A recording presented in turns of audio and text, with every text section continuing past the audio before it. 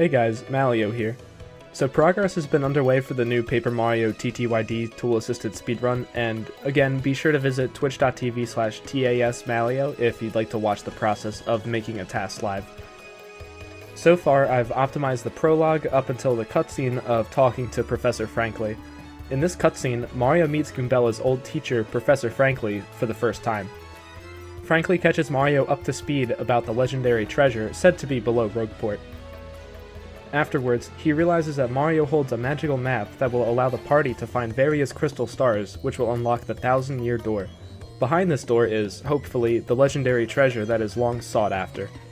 Professor Frankly tells the party to head outside, and he rips down the fence next to the sewer pipe, and thanks to Frankly ripping down the fence, we can finally move on to the sewers. However, what if I told you we've actually known a way to get past this fence without Frankly's help for a year and a half now?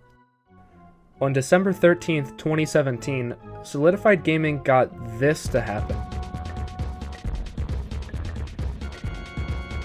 He was messing around with this Goomba that roams outside Frankly's house, and somehow got him to walk up to Merlin's door.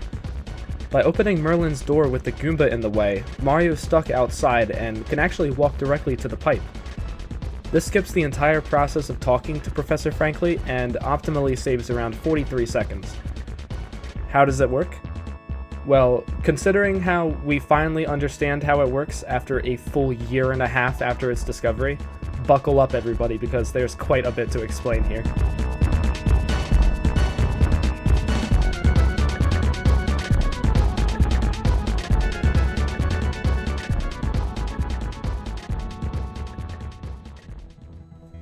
This is Goomfrey the Goomba, and he has 4 main properties. First, when you enter the room, Goomfrey always spawns at the same position, which is -370 on the x-axis and 130 on the z-axis, which is right around here. Goomfrey will pretty much always stay within a 70-unit radius, which can be shown by this red circle that I've drawn on screen. Anytime Goomfrey wanders onto the edge of this 70-unit radius, he will turn around to face towards the center again. Second, his angle of movement can fluctuate 30 degrees in either direction relative to his previous angle, so every time he begins moving and stops moving, his angle change is randomly determined with an equal distribution between -30 and +30 degrees. Third, Goomfrey reads from what we call the stop timer. This timer is in charge of keeping track of how long Goomfrey will move for before stopping, as well as how long he will remain stopped for before moving again. So this timer determines the duration of both stopping and moving. When determining the length of his movement, this value is randomly determined within a range of 180 to 360 frames, which is 3 to 6 seconds. When determining the length of his stopping, this value is randomly determined within a range of 270 to 540 frames, which is 4.5 to 9 seconds. In both scenarios, this range is based on an equal distribution. The stop timer chooses a random frame count within the relevant aforementioned range and counts down to 0. When the timer hits 0, Goomfrey switches actions and either goes from standing still to moving, or from moving to standing still. Fourth, when Mario stands close enough to Goomfrey for the 3 dots to appear over his head, Goomfrey will stop moving and his stop timer will freeze. If you move away from Goomfrey, he'll continue to move with the angle he was moving at before you stood next to him.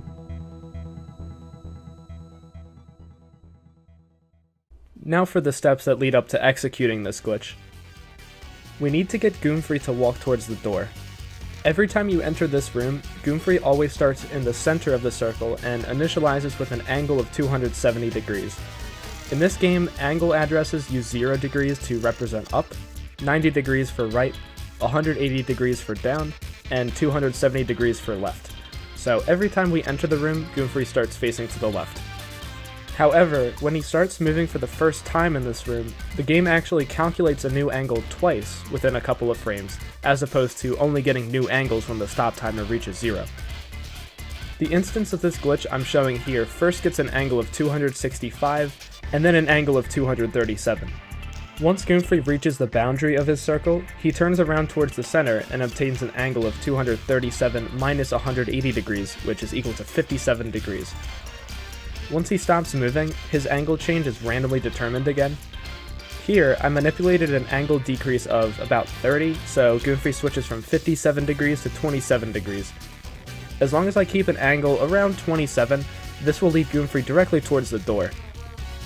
I also want to mention that an important part of making this trick as fast as possible for the Tool-Assisted Speedrun is making sure that I get good angles like these, but also get low stop timers.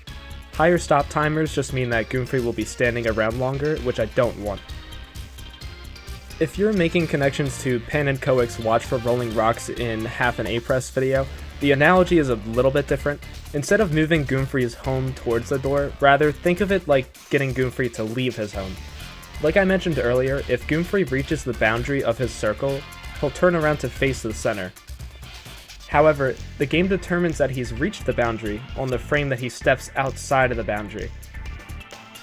That's right, there's actually one frame where Goomfrey can walk outside of his circle. Recall when I said that if we walk up close enough to Goomfrey, the 3 dots will appear over his head? When this happens, Goomfrey stops moving and his stop timer freezes. If we were to move away from Goomfrey, he would continue to move as normal, which means he'll realize he's out the boundary, face back towards the center, and continue walking until the stop timer runs out. However, there's one small bug with the stop timer.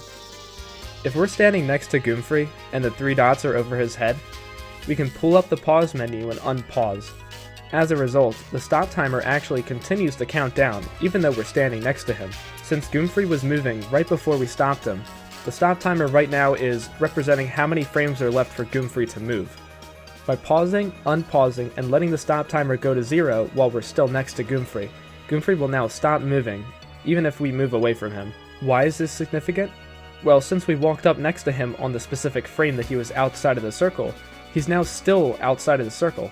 Well, since we walked up next to him on the specific frame that he was outside of the circle, he is now standing still outside of the circle. As a result, when he begins to move again, he won't come into contact with the boundary since he's already beyond it. Because of this, Goomfrey is now free to move anywhere within the room. However, if he walks back inside the circle, he'll be trapped again. So now we have Goomfrey outside of the circle. If we manipulate him to walk towards Merlin's door, we can execute the last step of the glitch. If Goomfrey is close enough to the entranceway of the door, he'll prevent us from entering the building when we open the door. As a result, we're stuck in this black abyss outside of Merlin's room. Whenever you're stuck within this abyss, certain object hitbox properties are disabled, and this happens to include the fence below. As a result, we can walk through the normally solid fence. Unlike the fence though, the pipe to the sewer still has a solid hitbox and trigger, so we can go down the pipe like normal. So again, this entire process allows me to save around 43 seconds in the task from avoiding the Frankly cutscenes.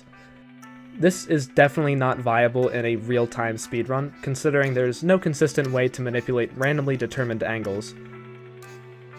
Lastly, I'd just like to give a huge thank you to Solidified Gaming for discovering this, and to Masterjun for finding out about Goomfrey's circle radius, his stop timer, his angle change properties, and for finding a good angle route towards the door. This optimization would not have happened without Masterjun. Please be sure to check out both of these guys on YouTube. I'll have links to their channels in the description below. And with that, thank you guys for watching.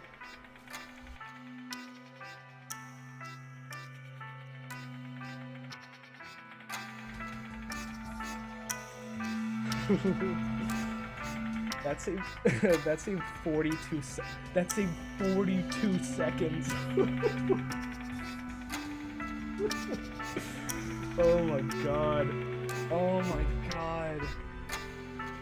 Oh my god.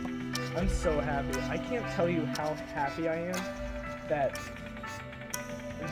we actually got this working, and it's somewhat optimal right now. I'll work on it later, but this is actually in the task. Like this is, oh my god. I don't know how to talk. Alright, you ready?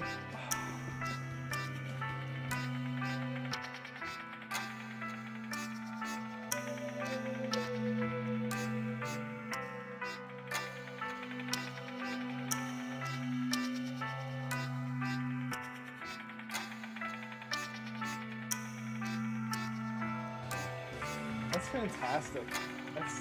That's amazing.